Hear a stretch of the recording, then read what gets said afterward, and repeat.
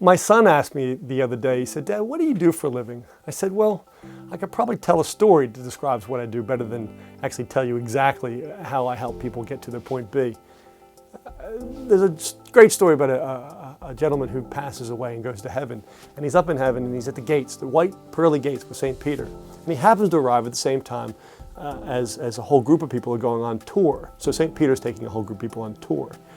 So there they are wandering through heaven and through the clouds and people playing harps. And my 10-year-old son Oscar's looking up at me. And I said, and then off to the left is this huge, large gray building.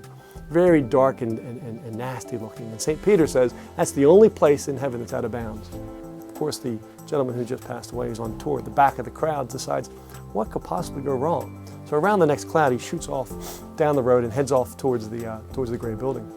He kicks open the door and he notices that this is a warehouse of large shelving systems, all filled with white boxes, bright white boxes, kind of like the size of a shoebox.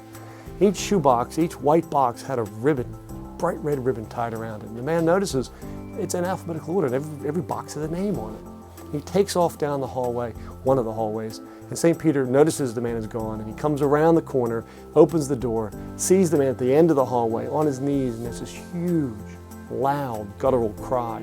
And on the floor is the top of the box, and the red sash is lying there on the ground next to the box, and the man's crying. And St. Peter walks up behind him and puts his hand on the man's shoulder, and the crowd comes in from behind and says, "What's going on?"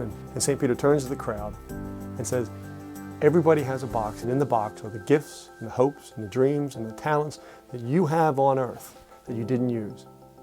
So I turned to my 10-year-old son Oscar and I said, "Oscar, what I do for a living is I help people get stuff out of the box. I help people understand how to get to their point B and use those gifts and talents to achieve the dreams that they have. Everybody has them. My job is to help you get there."